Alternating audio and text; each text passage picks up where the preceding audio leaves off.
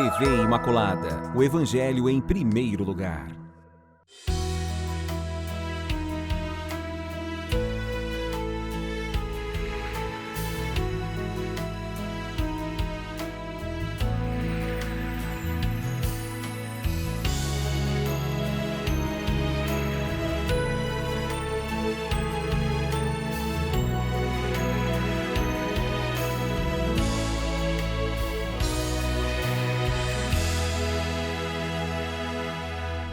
Olá, queridos amigos, mais uma vez, convidando a todos para estarem conosco nesses próximos minutos, para estudarmos, continuarmos dando seguimento a esse nosso estudo maravilhoso que nós já iniciamos há algum tempo, sobre o Pentateuco.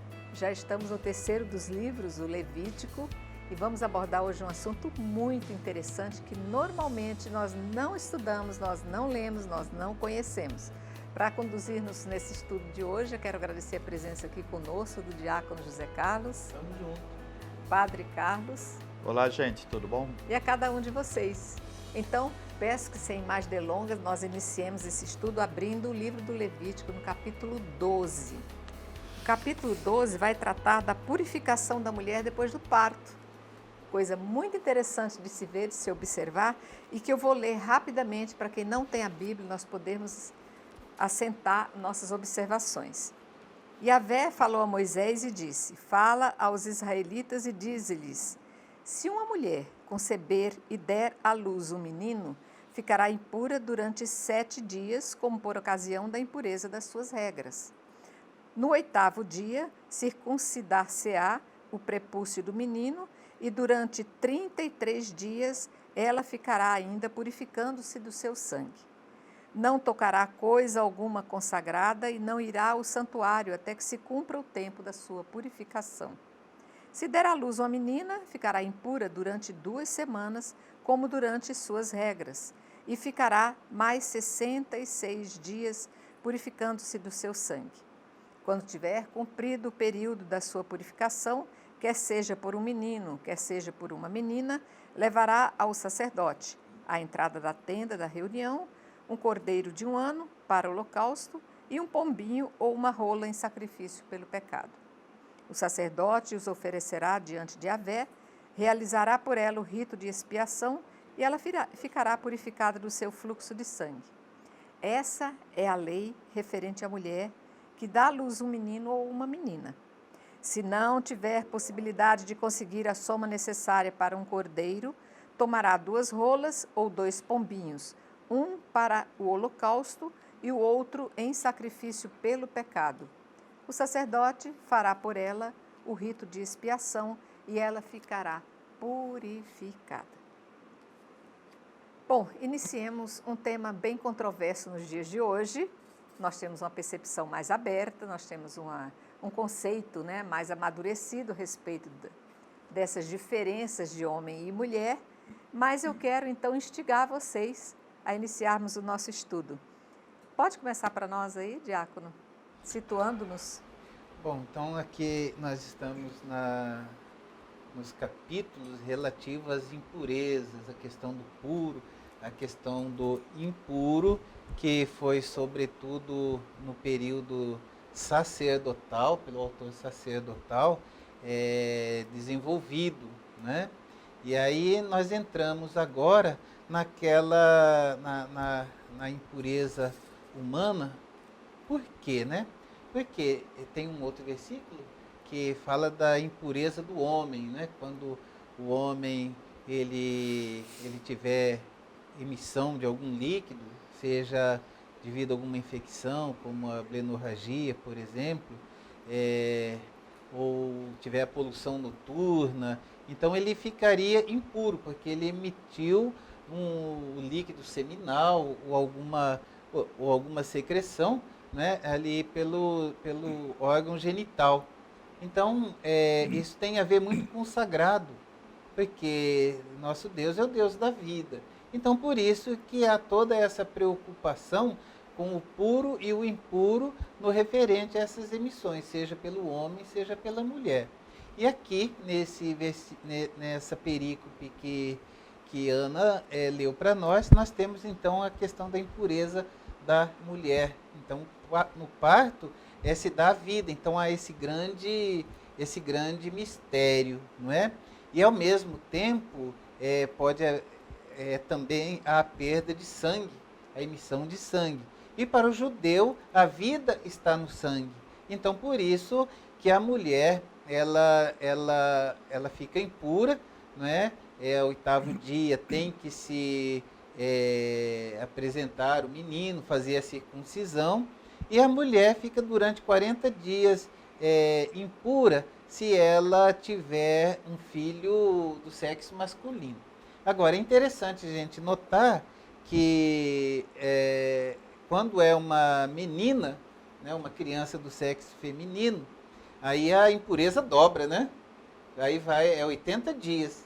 É assim, porque é uma concepção, digamos, patriarcal, né, do judeu naquele tempo, né? Então, assim, parece que a mulher era mais impura do que o homem. Então, quando ela dá à luz uma menina, então essa impureza, pelo fato de ser uma menina, é dobrada. Então, ao invés de 40 dias, ela teria os 80 dias, né, do chamado resguardo, né? E aí uma questão ritual, e depois far-se-ia a purificação, né, com a apresentação de uma pomba, uma rolinha para o sacrifício Ou um e para o cordeiro para quem holocausto. pudesse. E Né? quem pudesse, quem tivesse condições financeiras, o cordeiro.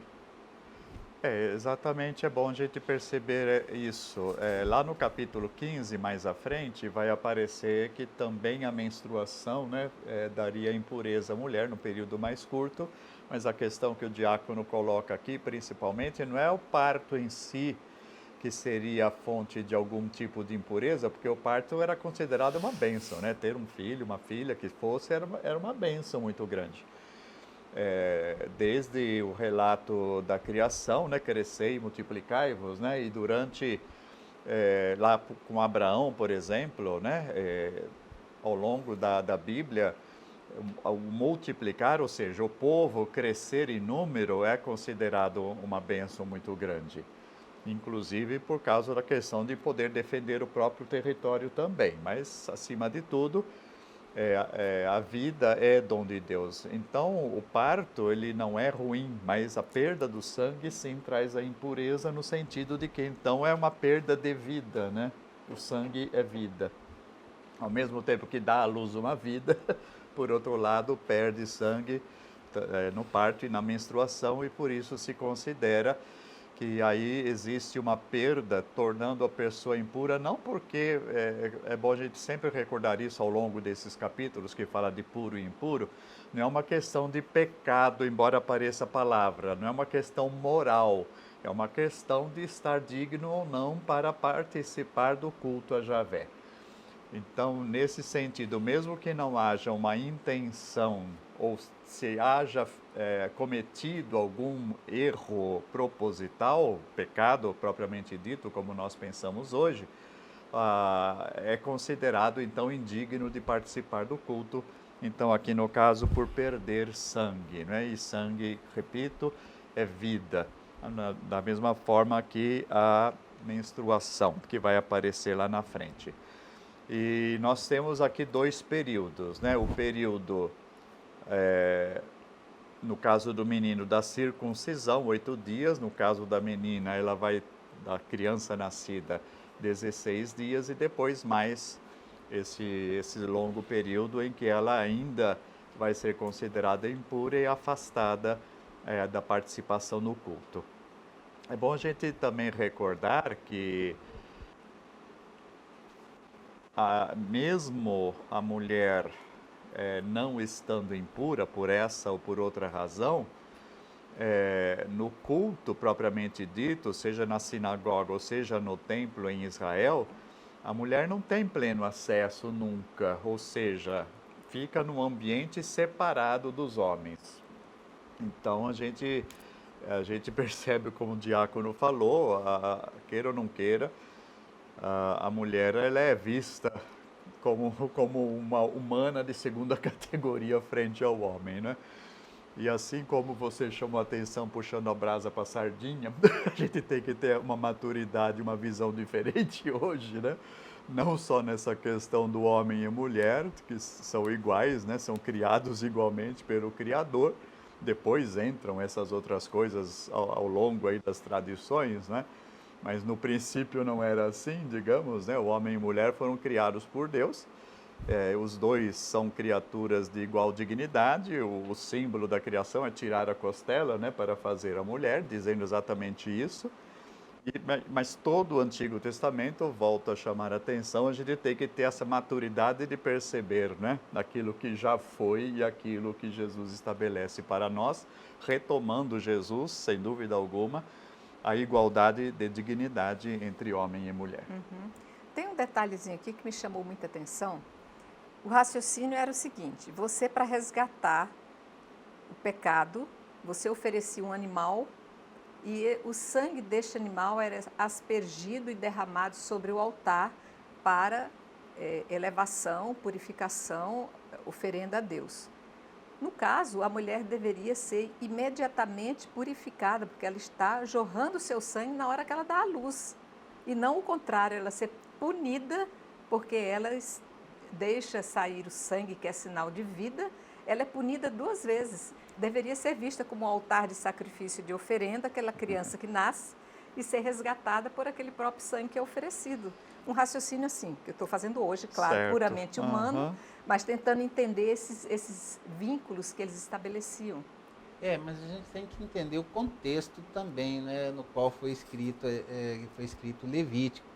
Então, como eu já havia dito, o padre também ele disse, não é uma questão ética, não é também uma questão de punição, mas é uma questão de purificação, porque existe nesse mesmo livro do Levítico uma outra lei que diz que a vida está no sangue e que aí se tocar, é proibido ingerir sangue, né? O animal ele não deveria ser morto com sangue, mas deveria ser degolado para tirar todo o sangue, né? Porque a vida está no sangue.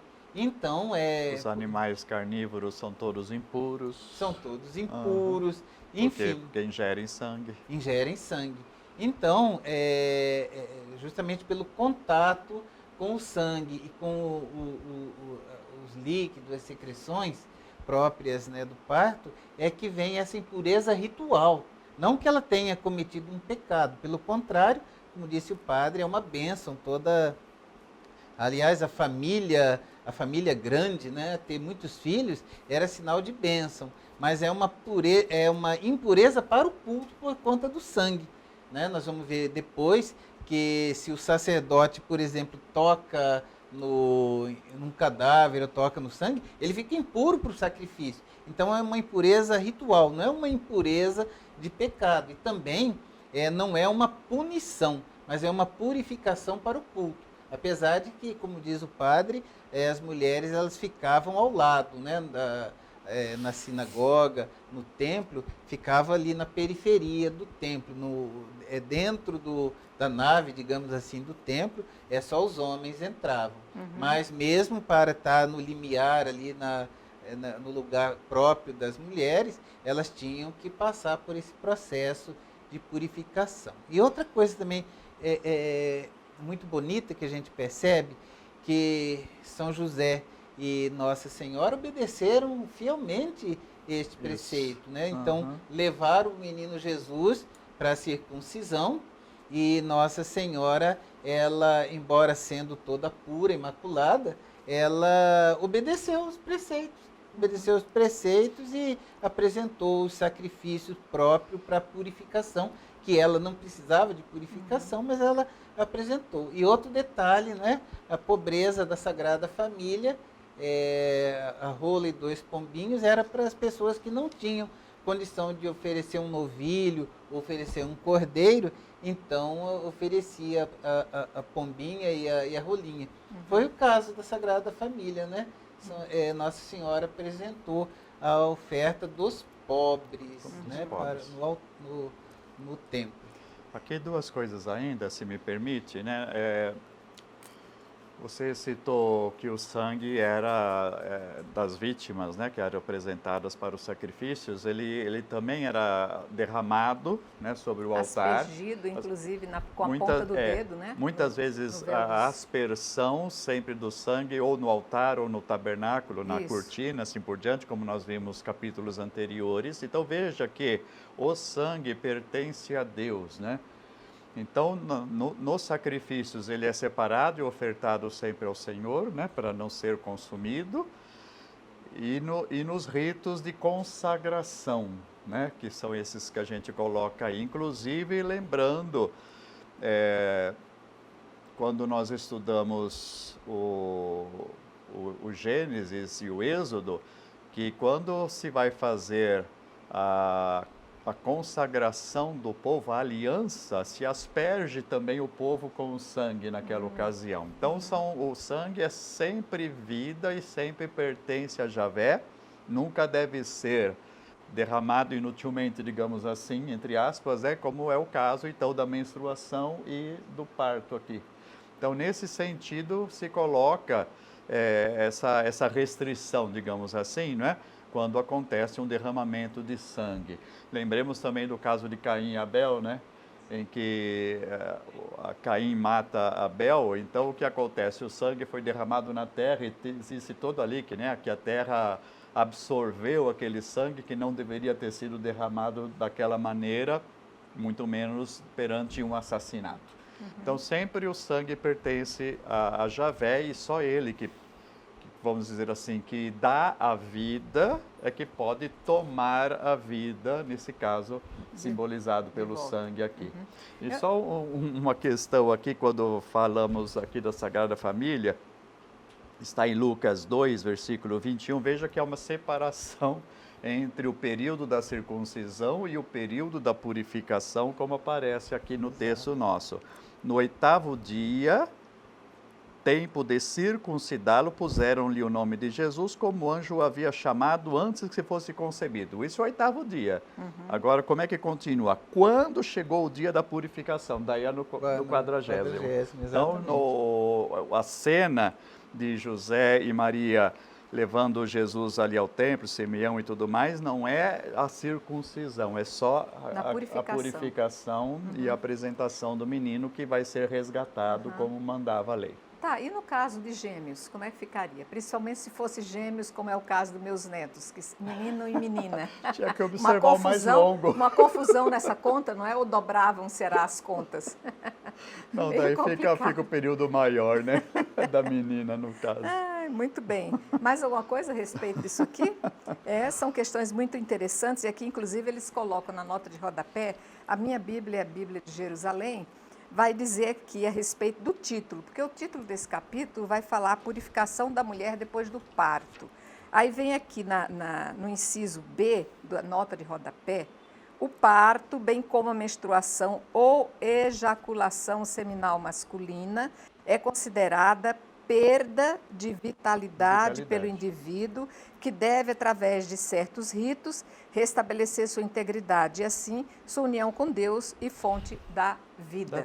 Quer dizer, como a mulher é muito visível a perda do sangue, ela sempre era punida, mas o homem, como não é visível a perda do líquido seminal, ele nunca era punido, né? Primeiro que já falou que não é punição. Mas aqui fala. Agora sim. Não, mas tem exatamente. O homem vai ter que ter também a sua purificação. Mas só que no caso, tanto da ejaculação, que a gente vai ver mais para frente, tá? Esse texto, como também da menstruação, a purificação é bem mais simples. É bem mais tranquila, digamos assim. Não precisa respeitar todo esse período, como aqui no caso. Agora, assim, a gente tem que tomar cuidado para não cometer certos anacronismos, né? Porque hoje, século XXI, a nossa cultura é bem diferente. Então, a pessoa que lê a Bíblia sem levar em conta que a revelação de Deus, ela é gradativa e respeita os costumes, o conhecimento científico da época, né? Então, a tendência nossa é fazer um julgamento e fazer certas perguntas, assim, por exemplo, não é? Igual Se o essa Senhor que eu é o fiz Deus agora. da vida, é essa pergunta. Por que não considerar sagrado esse momento, né, de exaltação da vida, né? E por que espiar? Se é ato involuntário, né, não depende da vontade do homem e da mulher, nesses casos aqui citados, ficar impuro ou não, né? Então a gente tem que levar em conta que a revelação de Deus, ela é gradativa e que Deus respeita os costumes. Então esse costume, ele digamos assim, milenar para o povo judeu e foi transcrito para o livro do Levítico como lei ritual para o culto, inclusive, né? Então, assim, não justifica hoje a gente questionar, mas procurar entender como a revelação paulatina de Deus. Mesmo porque no Evangelho, Jesus já vai tornar bastante clara essa questão, né?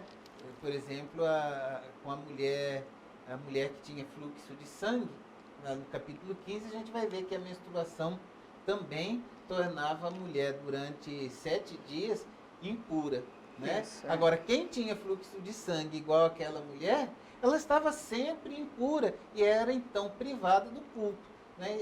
Como é que Jesus trata, né, essa questão? Ele vai acolher, né? E ele vai chamar de minha filha, que ela é importante, apesar disso, né? E a gente vê também, a gente vai ver o medo dela, no Evangelho de São Marcos, capítulo 5, versículo 21, salvo engano. A gente vê que ela fica assustada. Por quê? Porque ela está violando... Infringindo uma lei. Infringindo o Levítico. Aqui no capítulo 12, capítulo 15, ela está infringindo uma lei. E quando ela vê Jesus, a fé dela é tamanha que ela É curada. pela fé, ela vai lá e toca em Jesus. Violou, de novo, a chamada lei ritual. Então, nessa gradatividade, Jesus é a plenitude da revelação. E ele, então, vai dizer, eu vim para dar pleno cumprimento à lei. Mas esse pleno cumprimento à lei, Jesus dispensa dessas leis rituais, de puro e impuro, de purificar a mão. Então, Jesus, ele deixa muito claro que não é isso que salva o homem, né? E ele vai lembrar, misericórdia quero, não sacrifícios.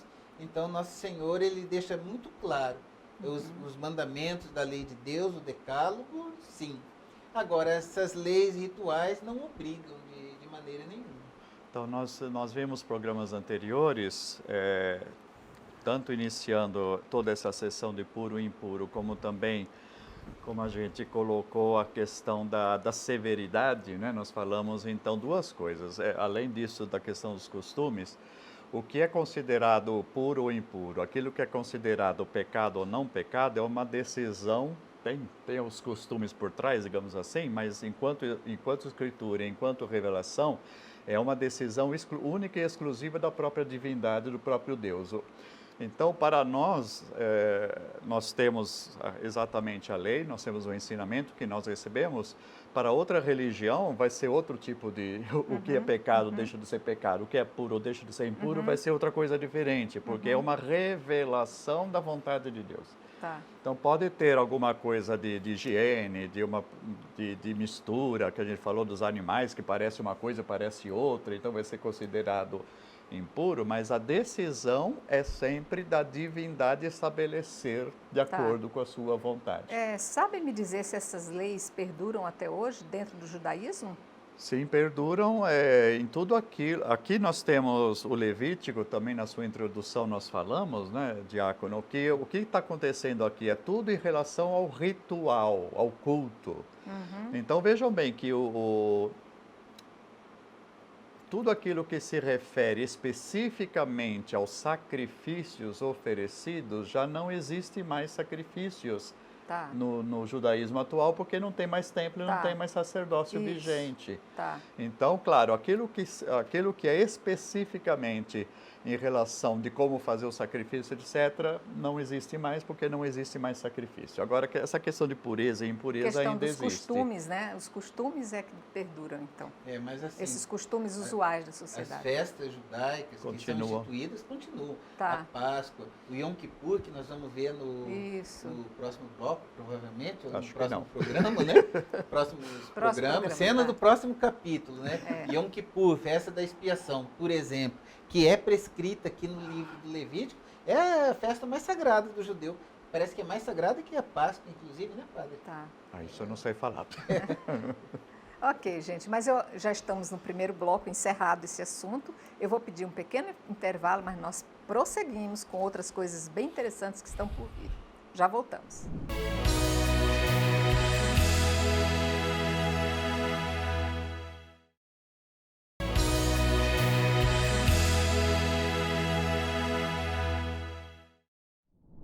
Voltamos. Nós acabamos de ver nesse primeiro bloco a questão das impurezas por ocasião do parto, né? E a questão de como corrigir, de como se apresentar ao templo para se sentir a pessoa já digna, pura, apta ao convívio social, depois da mulher ganhar um bebê. Nós vamos entrar agora no capítulo 13, tem um assunto muito interessante. Eu vou ler do primeiro versículo até o 8º, que vai tratar da lepra. Vai começar dizendo: Yahvé falou a Moisés e a Arão e disse: se formar sobre a pele de um homem um tumor, um dartro ou uma mancha, pode tratar-se de um caso de lepra da pele. Será conduzido a Arão, o sacerdote, ou a um dos sacerdotes seus filhos. O sacerdote examinará a enfermidade sobre a pele. Se no lugar enfermo o pelo se tornou branco e a enfermidade se tornou mais profunda na epiderme, é caso de lepra. Depois da observação, o sacerdote o declarará impuro. Mas se sobre a pele há uma mancha branca, sem depressão visível da pele, e o pelo não se tornou branco, o sacerdote isolará o enfermo durante 7 dias. No 7º dia o examinará. Se verificará com seus próprios olhos que a enfermidade permanece sem se alastrar sobre a pele, o isolará durante mais 7 dias e o examinará novamente no 7º dia. Se verificar que a enfermidade se tornou baça e não se desenvolveu sobre a pele, o sacerdote declarará o homem puro, pois trata-se de dartro. Depois de haver lavado as suas vestes, ficará puro. Contudo, se o dartro se alastrar sobre a pele, depois que o enfermo foi examinado pelo sacerdote e declarado puro, apresentar-se-á de novo ao sacerdote. Depois de o ter examinado e ter constatado o desenvolvimento do dartro sobre a pele, o sacerdote o declarará impuro. Trata-se de lepra. Difícil aqui, eu quero fazer 2 perguntas já para começar. Primeiro, o sacerdote era obrigado a ser um pouco médico. Ele tinha que ter um pouco a sensibilidade e a percepção da ciência médica, porque senão ele não ia perceber isso num contexto de toda uma comunidade, né? Segundo, nós começamos aqui falando de lepra humana. E aí? E como é que fica o resto? A lepra existia também em animais? Por que essa terminologia humana? Bom, é porque a lepra é uma questão de tradução, né? Qualquer doença de pele era classificada como lepra. Então, uma alergia, uma psoríase, um eczema, Uma né? micose. O vitiligo, o pano branco que a gente fala, Tudo que é uma isso micose. é considerado como lepra, né? Então, é assim. Traduzido como lepra. Traduzido como lepra, né? Mas não podemos confundir aqui com a hanseníase. Hoje, a ciência chama hanseníase, essa doença, né, causado pelo bacilo de Hansen. Naquele tempo não se Isso. tinha esse conhecimento, então existia uma palavra que era traduzida por lepra e que designava todas essas doenças de pele. Lepra humana, né, afecções da pele, dos pelos, queda de pelo, tudo isso aí, né, chamado de lepra. Mas por que lepra humana? Porque, depois o padre até vai aprofundar, tinha também a lepra das roupas, seja de couro, seja de tecido, quando forma mofo, né? A gente guarda A roupa sua úmida. bastante e guarda, aí vai criar ali bolor. Então aquilo era considerado lepra da roupa, né? E na casa mofada, embolorada, aquilo ali era considerado lepra da casa. E tinha que passar pelo mesmo ritual de purificação. Por quê? Né? Se alguém tocasse naquela roupa, ficava impuro. E se alguém entrasse, habitasse naquela casa com a lepra da casa, que é o bolor, o mofo, etc., essa pessoa ficava impura. Então o sacerdote tinha que ir lá, fazer a purificação, tirar o tijolinho, colocar fora da cidade, fazer o ritual de purificação, colocar o tijolo novo. E se crescesse o bolor de novo, aí de novo, né? E não, até tinha que derrubar a casa até, se fosse o caso. Se não resolvesse, aí tinha que derrubar a casa, porque ela estava toda Contaminada. Contaminada. A palavra importante é essa, a contaminação e a infecção.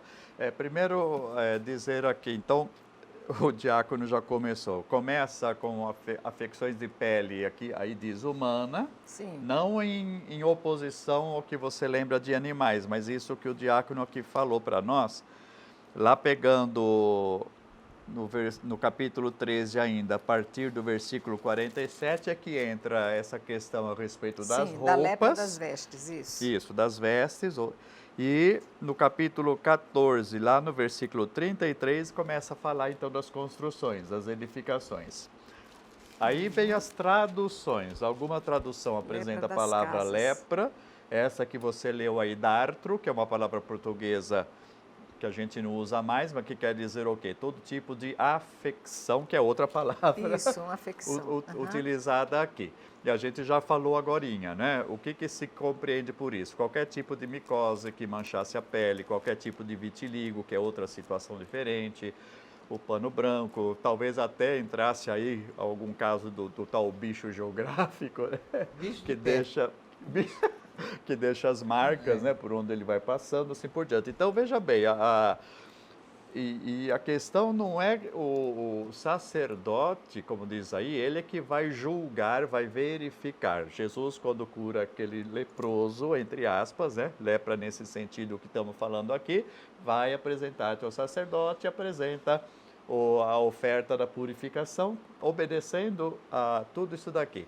Mas veja bem que o sacerdote, ele não está agindo aí propriamente como médico, tanto que ele não vai dar um tratamento de cura ou qualquer outra coisa. Ele só faz o diagnóstico. Ele só vê o que está acontecendo e o importante é o quê? Primeiro vai verificar que tipo de mancha ou de depressão, como diz aí, existe, vai dar um período em que ele vai verificar, a pessoa vai se apresentar de novo para ver se está se alastrando ou não está se alastrando, que é o que ele vai verificar.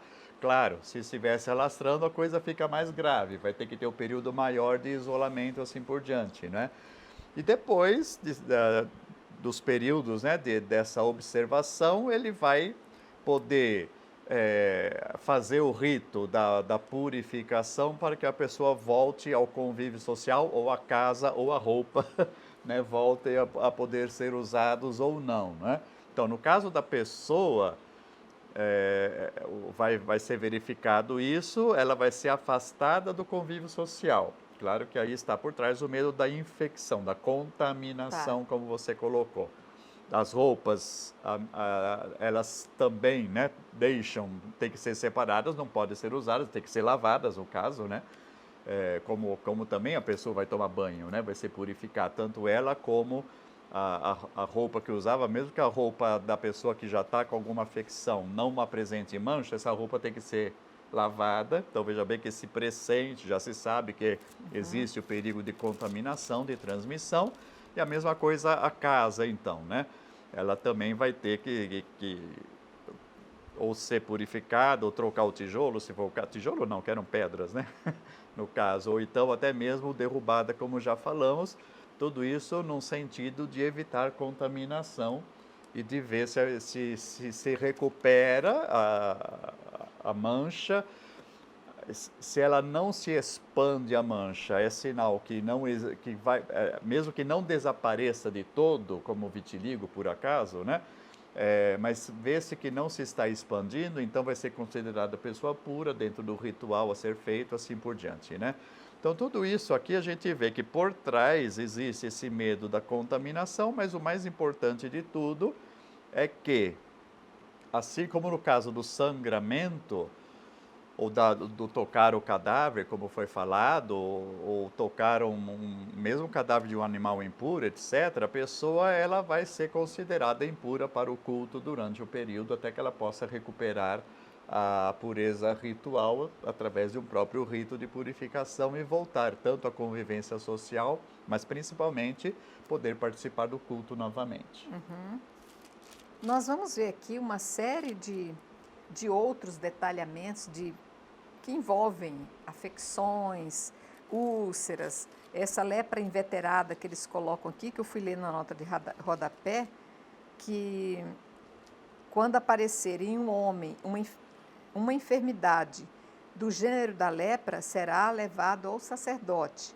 O sacerdote o examinará e se constatar sobre a pele um tumor embranquiçado, pelos que se tornam brancos e o aparecimento de uma úlcera, é lepra inveterada sobre a pele. O sacerdote o declarará impuro, não o isolará, pois que, sem dúvida alguma, está impuro. E aí segue. E aqui ele fala, na nota de rodapé, que aqui não se trata mais de distinguir a lepra verdadeira da falsa, mas sim a lepra contagiosa daquela que não é, que era o maior risco, que era aquela que pode contaminar outras pessoas, daquela que era talvez até confundida, como o senhor falou, vitiligo, ou apenas uma ulceração superficial, que com o tempo podia ser curada, né? Exato. Então a gente vai vendo essa questão de base, de fundo, é sempre o perigo de uma contaminação, de passar, né, para outra pessoa aquela infecção que existe ali, aquela micose ou coisa do tipo que possa existir ali, né? Então, sempre o pano de fundo é esse, né? Está expandindo, então tá em perigo de contaminar. Não está expandindo mais, ficou do jeito que estava ou diminuiu, então a pessoa está liberada, né? Vai ser considerada pura depois do sacrifício a ser oferecido. Nessa questão exatamente da lepra, vai envolver também as queimaduras, né? As afecções do couro cabeludo. Calvície, por exemplo. Calvície, gente. Que tem micoses que faz cair o cabelo. A caspa, por exemplo, não era bem vista. Aí não cita, mas provavelmente não. Então, vocês, graças a Deus, hoje em dia existem micoses, mas cada vez menos, né? Porque onde existem hábitos de higiene, como é o caso aqui... Isso já vai desaparecer. Já vai cada vez menos se vê. O pé de atleta sempre aparece, o bendito, né? esse continua, é impressionante. Mas perdi o fio da meada. O que está acontecendo aí As infecções do couro cabeludo, né? Que existem micoses que atingem o couro cabeludo e faz cair o cabelo. Isso, então, a calvície que está dizendo aí, talvez não seja tanto a calvície natural, digamos, como a minha, mas seja esse tipo de calvície da queda do cabelo, né? Que é causada por uma micose, por uma infecção da pele. Assim como também, não sei se já viram alguma vez, que seria um outro caso diferenciado, não esse que a gente está vendo aí, que pessoas que às vezes passam por um estresse muito grande também cai cabelo, né? Exatamente. Então, aí eu creio que se trata, quando fala de calvície, não é tanto a calvície natural, mas a calvície causada por afecção de pele no couro cabeludo. É bem explicado aqui no capítulo 13 mesmo, no versículo 40 seguintes, né? Quando o cabelo de um homem cair, é um caso de alopécia.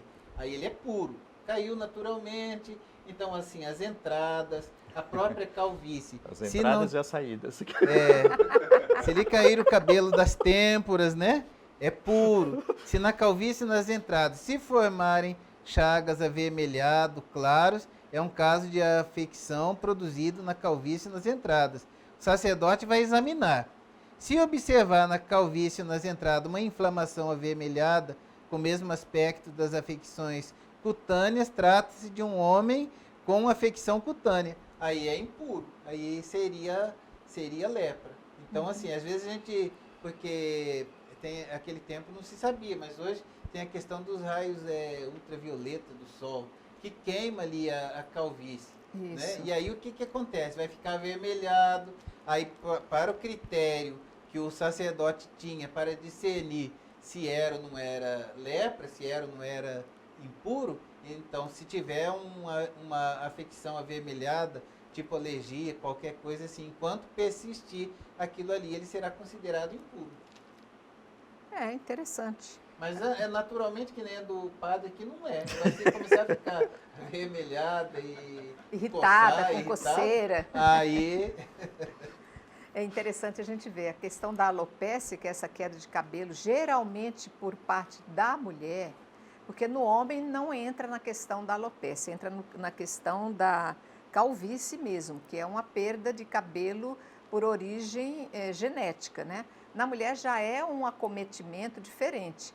Eu tive uma professora que ela ia dar aula, ela não tinha cabelo, gente, mas era interessante, ela era bem careca. E às vezes ela botava uma faixa, amarrava assim, e não tinha inclusive cílios nem sobrancelhas.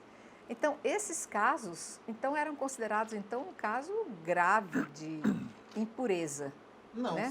se não tivesse A característica da não. inflamação As não. manchas avermelhadas, etc., E não. o pelo branco, se tiver pelo Tá. branco, Tá. e tiver descamação, que é o dartro, né, que fala aí, se apresentar isso, aí seria considerado impuro. Mas se for natural, a pessoa tem ansiedade, aí forma aquela clareira ali da alopecia, né, a mulher, não é impuro, a menos que tenha descamação da pele. Tá, muito bem. Falamos então da calvície, certo. do exantema, né? A lei sobre o leproso, que nós vamos conhecer, né, padre? O senhor tem alguma coisa a falar sobre essa questão da lei do leproso? O leproso... Como ele deve se manifestar, né? Isso daí é importante a gente ler sim. Já vai estar no versículo 45, que vai Sim, dizer... só para dizer um pouquinho aqui, olha, a gente começou a ver essas questões no início do capítulo 13, né? Então, das afecções de pele, vai descrevendo vários tipos que o sacerdote vai verificar e vai tentar distinguir entre elas, né? Daí entramos nas roupas, que a gente já falou, 13:47 até o final do capítulo. O capítulo 14 inicia falando dos ritos de purificação dessas várias situações diferentes, tá? Então, o capítulo 13 é verificação, é diagnóstico, digamos assim, entre aspas. E o capítulo 14 entra com os ritos de purificação. Tá, mas antes de entrar no capítulo 14, lá no versículo Então, 45, vai falar sobre essa lei do leproso. Exato. O leproso, portador desta enfermidade, trará suas vestes rasgadas e seus cabelos desgrenhados, cobrirá o bigode e clamará: impuro, impuro.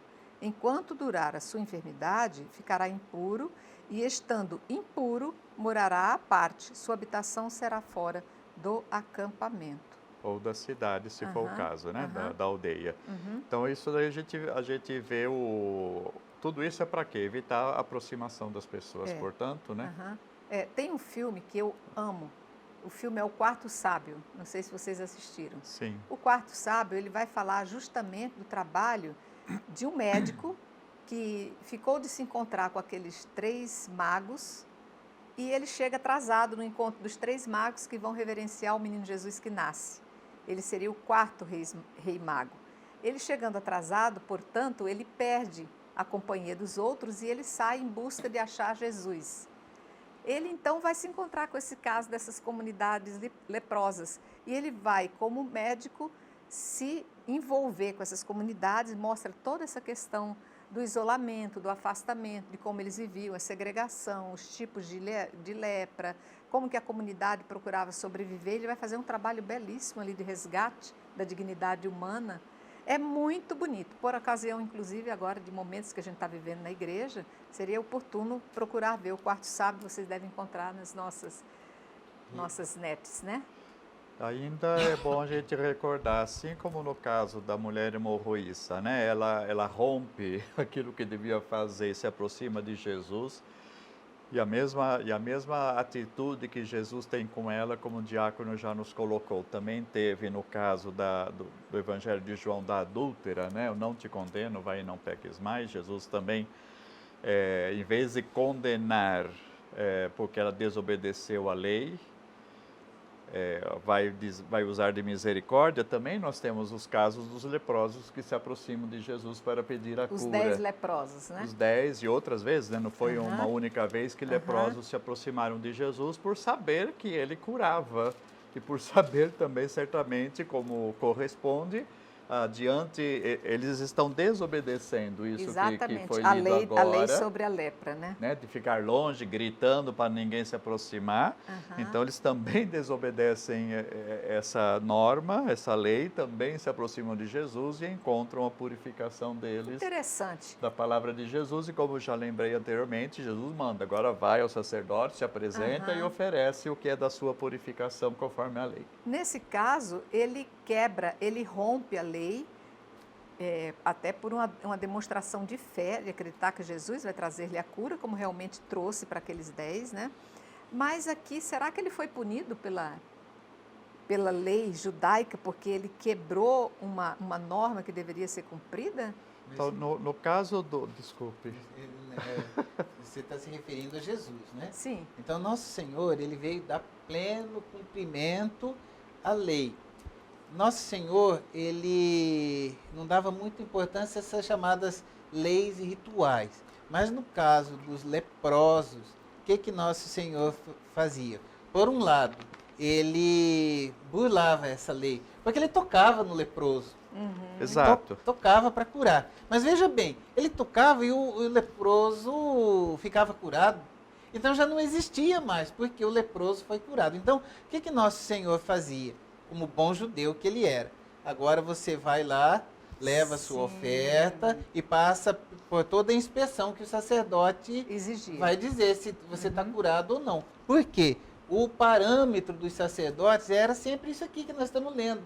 Livro do Levítico. Ele não fazia da cabeça dele, eu acho que está. Não, ele seguia todas essas regras aqui do Levítico. Aí então aquele que era leproso, o ex-leproso, ele chega lá para o sacerdote e ele está limpo, está curado. E aí então, quer dizer, não fazia mais sentido também condenar Jesus por ter tocado, porque ele foi curado. Então Jesus, o sentido é que Jesus, ele torna puro aquilo que era impuro. Nós vamos ver lá no livro dos Atos dos Apóstolos, quando antes de Pedro visitar a casa de Cornélio, Jesus mostra lá os animais impuros para Pedro e fala, pega, mata e come. Pedro, de jeito nenhum, sou um judeu, então 3 vezes. Então Jesus vai dizer, não digas que é impuro aquilo que eu tornei puro. Então Jesus, no seu ministério, ele tocava essas impurezas para torná-las puras. Ou era tocado, o caso da mulher hemorroísta, ela tocou na orla da veste de Jesus, estava impura, ficou no mesmo momento ela foi curada e ficou pura. E então Jesus, podemos dizer, ele não burlava, ele cumpria a lei, e aí ele mandava, vai lá, procura o sacerdote, apresenta o sacrifício que consta aqui do nosso estudo, que nós estamos fazendo, né? E ele vai declarar que você está puro. E assim, então, essa exclusão, né? Porque eles levavam muito ao pé da letra, eram fundamentalistas. Esse versículo 45, que era uma lei para evitar o contágio, se tornou uma lei de exclusão. Então tinha comunidades, grandes comunidades de pessoas excluídas, tanto do ponto de vista social, quanto do ponto de vista religioso e do ponto de vista de saúde também. Porque qualquer doença de pele a pessoa era. E aí ficava ali, uns que era contagioso, o que não era contagioso. Então, tanto do ponto de vista biológico, social e espiritual, as pessoas eram excluídas. Então, o que Jesus faz? Ele traz para o meio, ele inclui a pessoa né? Então ele faz o serviço completo, E né? é bom a gente perceber isso. Aí Cura, sim, o liberta. nosso juízo moral hoje em dia, que a gente acha que muita gente não pode participar da igreja porque é pecador. Vamos ler aqui rapidamente, desculpe, é exatamente um caso que é paradigmático nesse assunto. Marcos 1, a partir do versículo 40, rapidinho. Aproxima-se um leproso e ajoelhando-se, suplica-lhe: se queres, pode curar-me. Ele se compadeceu, estendeu a mão, tocou nele e lhe disse: quero, fica curado. Imediatamente a lepra desapareceu e ficou curado. Depois o admoestou e o despediu, recomendando-lhe: não o digas a ninguém, vai apresentar-te ao sacerdote e para que lhe conste, leve a oferenda estabelecida por Moisés pela tua cura, o que nós estamos vendo em Levítico. Porém, ele saiu e se pôs a anunciá-lo e a divulgar o fato, de modo que Jesus não podia apresentar-se em público em nenhuma cidade, mas ficava fora no despovoado, e de todos os lugares acorriam a ele. Isso. Esse finalzinho aqui é a pergunta que nós estamos comentando para encerrar, não é? Veja bem, por que que Jesus não pode entrar na cidade e ficava no despovoado? Há duas possíveis interpretações. Uma é exatamente que ele tocou o leproso e, portanto, ele fica sendo considerado impuro. Mas a outra que seria o quê? Já que o que foi curado divulgou para todo mundo, se Jesus entrasse, ele não talvez a questão de Jesus tivesse contraído impureza, mas que era tanta gente que queria, né? Como diz aqui ainda, a cura também, que Jesus, se ele entrasse na cidade, ia apinhar tanta gente, né? que seria procurado. Então, aqui nós podemos ter duas interpretações, mas uma delas é essa, então, que nós estamos dizendo aqui, como Jesus toca o leproso, que já transgrediu a lei ao aproximar-se, e Jesus também faz um gesto proibido pela lei, ele teria que ter um período de purificação também, Jesus, possivelmente. E tem também a questão do segredo messiânico, né? Tão falado Sim, por São Marcos, né? Que Jesus não queria muita publicidade, né? Sim. Naquele momento. Então, todas as curas, expulsão de demônio, essa cura, ele sempre vai e não conta, né? Já tem outros intérpretes que falavam, ele proibia para que contasse mesmo, que quando é proibido aí que a pessoa quer fazer, né? Mas também é muito difícil, ele era leproso, estava excluído. Aí todo, mas você sarou? O que foi? Ele tinha que explicar. Tinha que dar uma justificativa, né? Muito bem. Esse assunto maravilhoso de hoje vai continuar. Por isso, convido vocês a já estarem conosco no nosso próximo programa, dando seguimento a esse estudo do livro do Levítico. Se você não conhece o livro do Levítico, aqui apareceu uma ocasião única de você passar a conhecê-lo. Quero agradecer a presença dos nossos mestres que nos orientaram no estudo de hoje, agradecer imensamente a sua presença aqui conosco e dizer que só por Maria Imaculada podemos fazer tudo isso, o conhecimento da Palavra de Deus. E salve Maria Imaculada. Salve Maria Imaculada.